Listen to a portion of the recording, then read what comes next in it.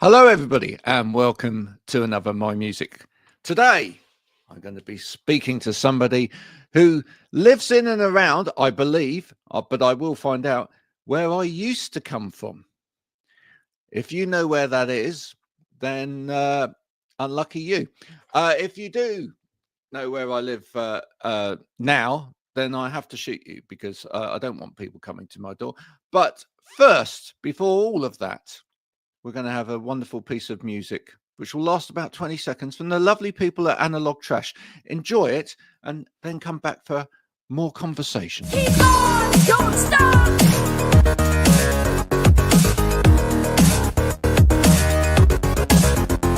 Keep on, don't stop.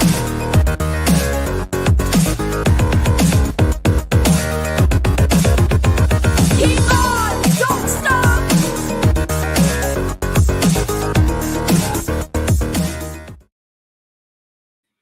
Who am I kidding, Tremaine? Thank you for joining me. Everybody knows where I live now. I live in the West Country in Somerset.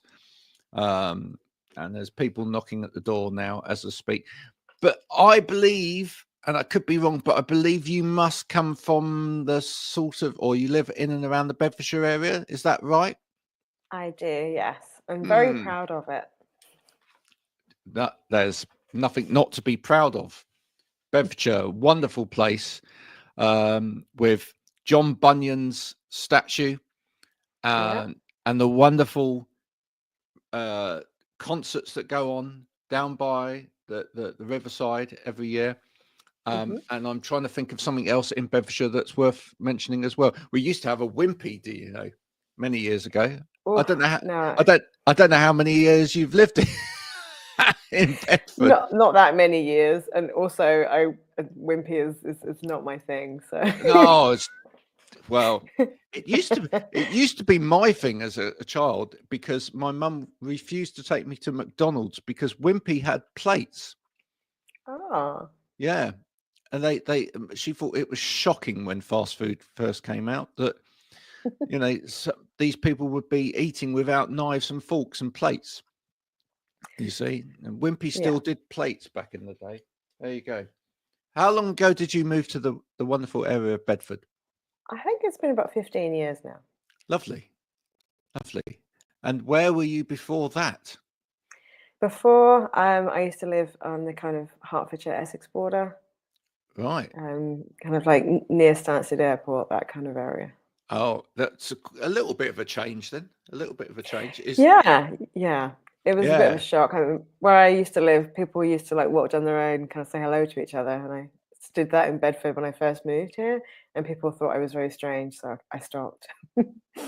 But growing up, I mean, I grew up in Wootton, which is just outside of Bedford. Yeah. Yeah.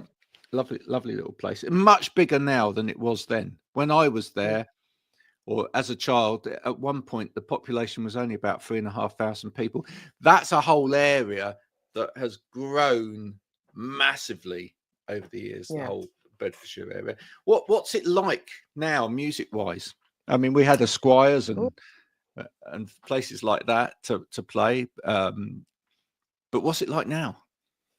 It's a really good music scene in Bedford and Bedfordshire area. There's lots of like little kind of music venues or cafes that do music.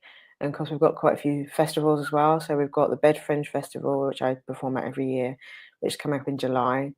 You have like the Kite Festival. You have the Bedford River Festival, the most famous one of all, which is every 2 years.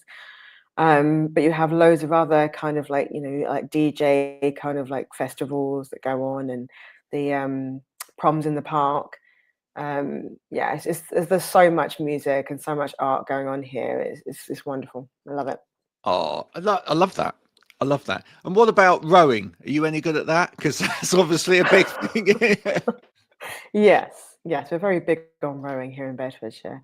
I did when I was younger, but I could not be bothered now. I did dragon boating actually. Did you?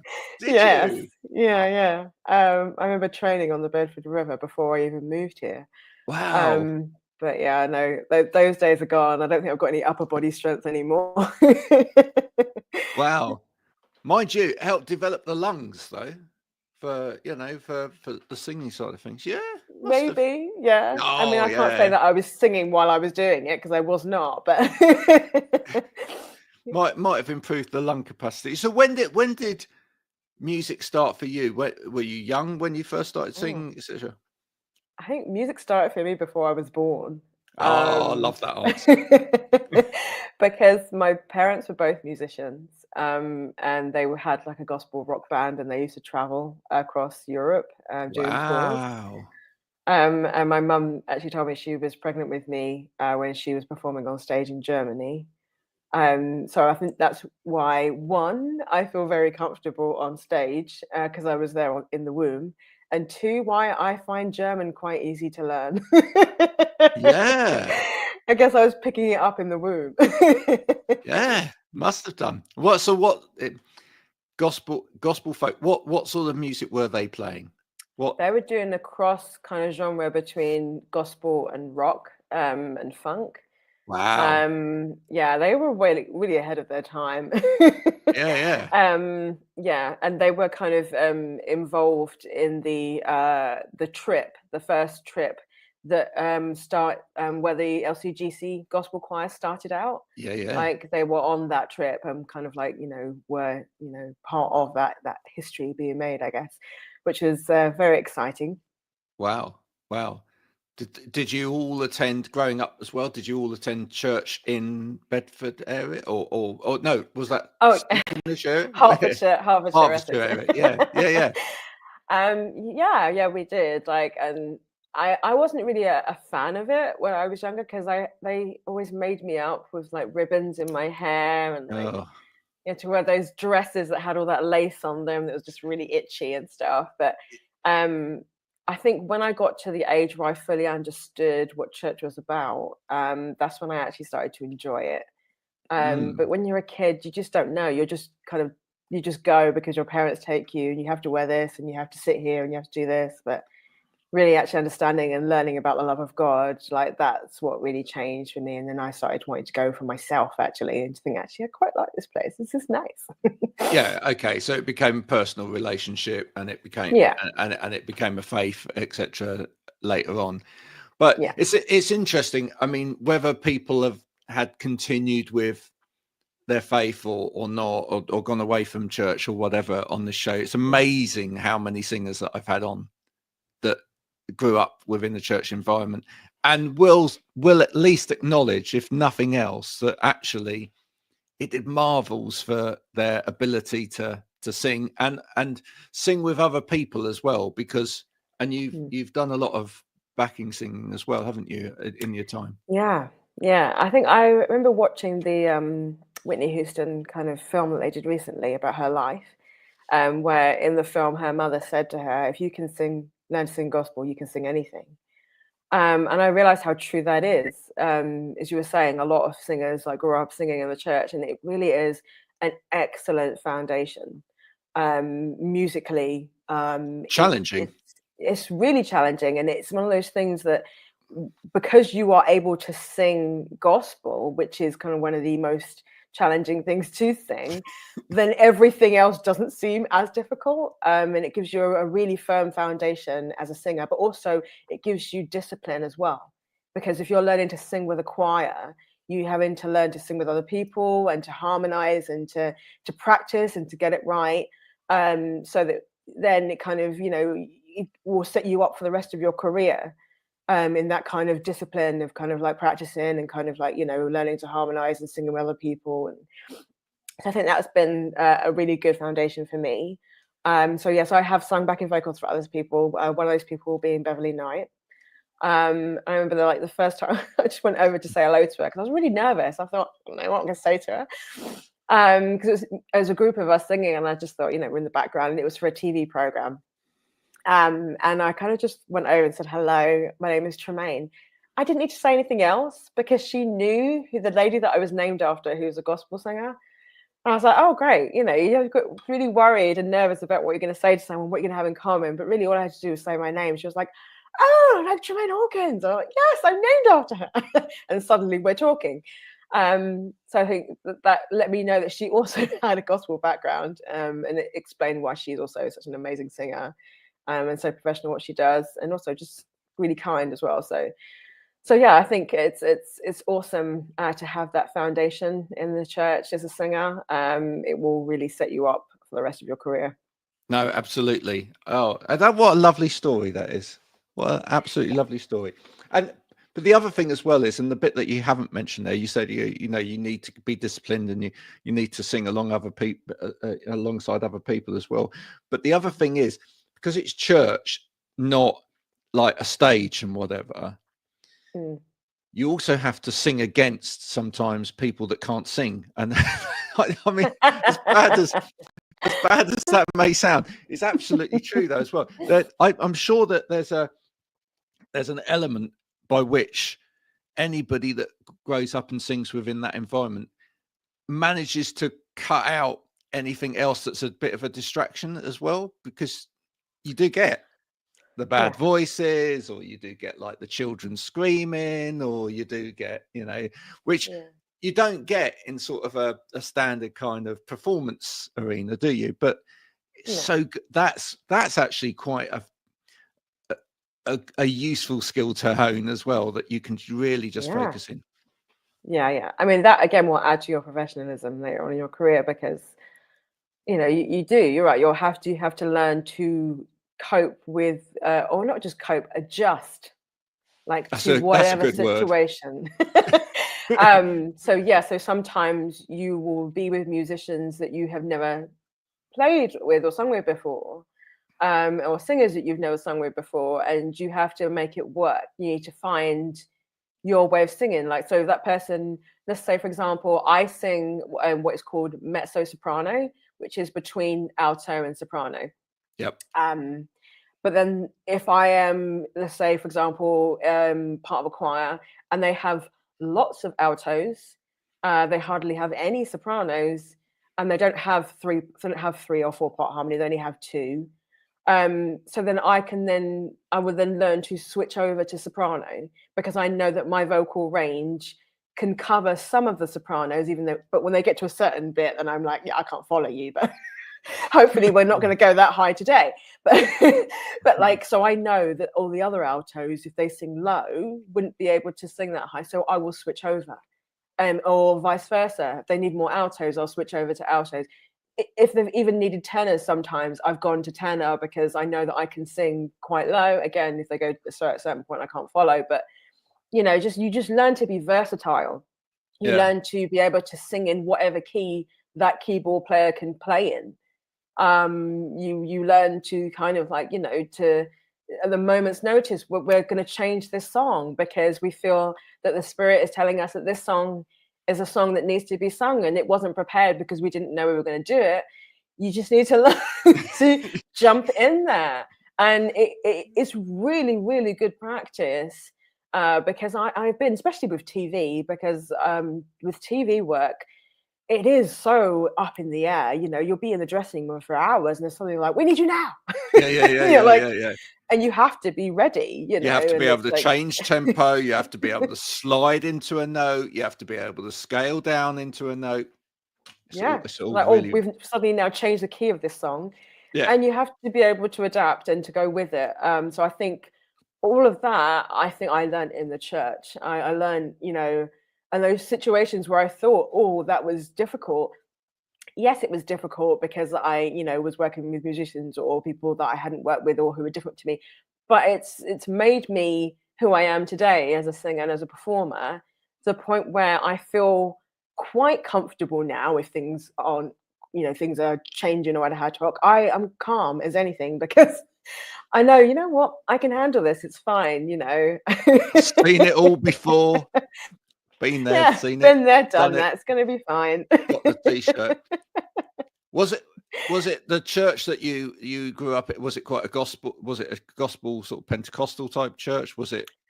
Yes. Yeah. I grew up in a Pentecostal church in London. Okay, cool. So I need to know, because so I grew up in the Church of England. In the Church of England, when you've made it, because you get asked to sing the first verse at Christmas of O Little Town of Bethlehem. Right. Oh yeah. Yeah. So what what is it in a Pentecostal gospel church that where right, I've made it now, I've been asked to sing that? What's the sort of the go-to? I don't think there really was a made it moment in our church Wasn't because it?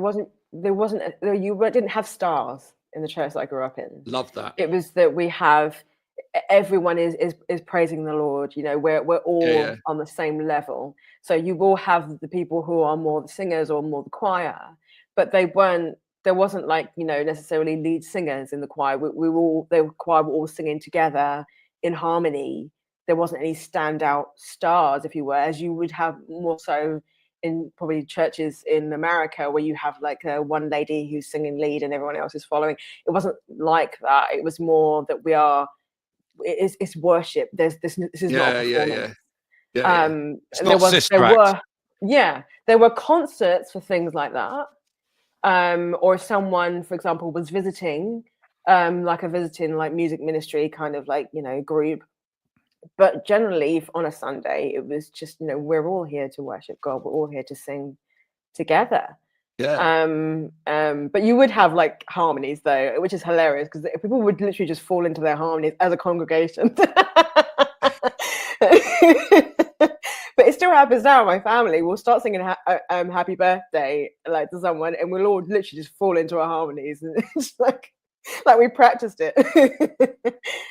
Now I've seen on your socials you've played over at places like the Stables, which is was Cleo Lane's husband's play. I think they owned it together, didn't they, at one point? Yeah. The wonderful Cleo Lane, who probably the youngsters that are listening now go, who? Do your Google, check it out, learn your history. So when did you get more into the kind of jazzy side of your singing and whatever? When did that come on board? I think it was always there, like from a young age. I think I was first introduced to jazz by my older brother, who was just on, because we all had piano lessons when I was younger because my nan was a piano teacher. Nice.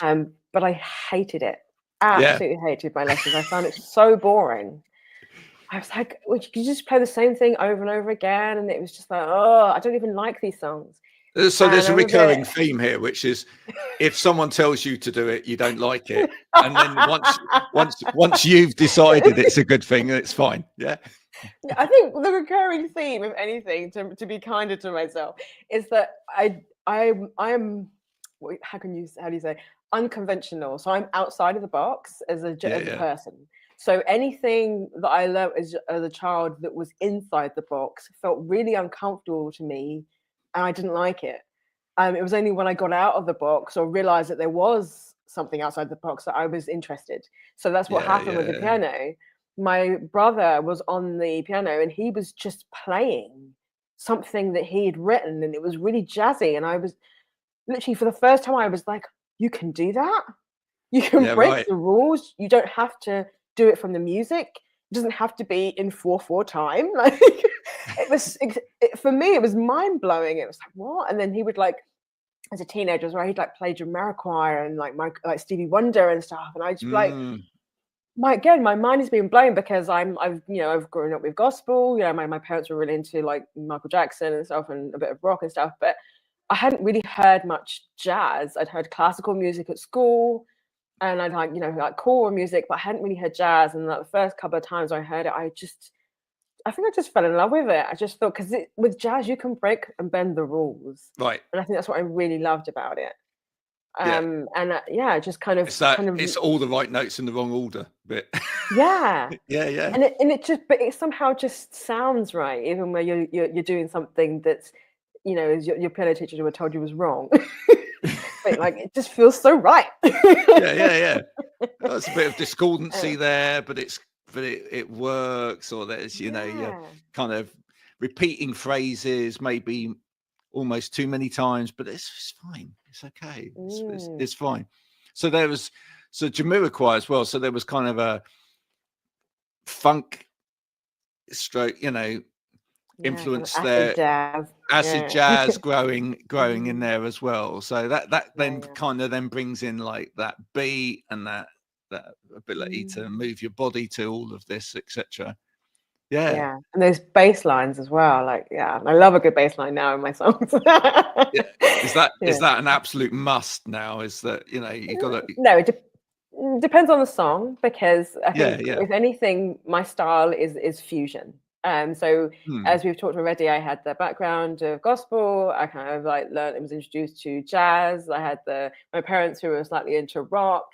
You know, there was already like a fusion happening there. And then obviously when I was at school, I went to a Catholic school, so I was in the mass choir. So there was lots of choral music there, and lots of classical music that we studied in music at GCSE. So I feel like I'm this sponge that's kind of just Mm. taken all these music influences that I've heard, and then inside of me they've kind of percolated and then come out as a Tremaine version of those things, but kind of fused together. So I've kind of put that gospel vocally thing together with the jazz chords, together with some of those beats, and with some of those kind of more. My production's got some orchestral kind of elements in it as well. Yeah, So yeah. it's all in there, and just kind of, and then yeah, and also there's a soul as well, because I love soul as well, because I love music that expresses feelings and emotions, and that makes other people think and feel something. Do you look for that Um, though in terms of, like, if you're working with players and whatever, do you look for that in terms of their ability, is the ability to get those little, especially as, you know, such a great singer, do you look for their ability to like pull out their own little melodies and whatever in what they're doing, and sort of turn the song with melodies underneath your melodies, as it were? I was watching a video earlier in the week with I can't remember who the DJ was now, but they were in a room with Pino Palladino, and he was playing the sort of opening bass bit to Wherever I Lay My Hat that Paul okay. Young did, you know, boom, boom, boom, and they were like, that's the song, and that bass line is the song, right? It's like a conversation ends up being a conversation between the bass and the singer. Do you look for things like that? Do you look for like people that can add that kind of, almost have their own little melodies and stuff? Or I think so. I think what I do tend to look for is people who get what I'm doing, who are not afraid to break and bend the rules, and who are able to mischievous? bring, but who are also disciplined though, who are able to bring Yeah. their own unique spin on it. So my current single, which is Spontaneous Combustion, is a good example of this. So the very start of the song, and for the most of the chorus, you've got this flute that comes in, and that is by a lady called Tiffany Pemberton, who's I'm an absolute fan of hers. And she was in the booth, and she was trying different things around the chords, and it wasn't quite working. And then she just did that kind of and I was like, oh my word, that is it. Like, because it was so unexpected with what else was going on with the music, with the chords and the vocal and stuff. But that made the whole track. And then we layered it, and she did harmonies on the different kind of the same part, but did harmony versions of it. And that is the track now. Like, literally, that song is not that song without that flute With part. that, so it's the Yeah. same. Yeah, it is the same. So you know what you want. You know No. what you want. I don't know at all what I want. But I kind of feel like music is something other. And Yeah. what I mean by that is that it's the one thing that that covers all the facets of man. So basically can be spiritual, emotional, mental, physical, Yep. social, occupational. It literally covers all the bases. And I feel that when I'm writing, and particularly when I'm producing, sometimes I will say, I'm hearing something, but there is no sound in the room, but something inside of me, I'm like, I know, but I hear this, na, na, na, na, na, na, na, na. Where is that coming from? If it's not audibly in the room, that must be from some other place that it's coming from. And I've talked to other singer-songwriters and producers and stuff. And I thought, no, like, yeah, I get that thing as well. It's almost like that it's almost already written, because how else do I know when I put my fingers down that that's the right chord? Yeah. But I know it innately. I'm like, oh, that's the chord. But how is that the right chord? Like, it doesn't exist apparently, but does it exist somewhere else? Like, It's interesting because trippy. yeah, there's a lot of musicians that talk about it in lots of different ways, and of course, part of that will be to do with their own belief system and whatever. Some will believe that if they have a faith that it is from God, or some people will just say it's already there, and I'm just channeling what's already out there. But there's certainly a side to music that we don't necessarily understand, and I think that's the beautiful thing about it, is we don't necessarily understand it.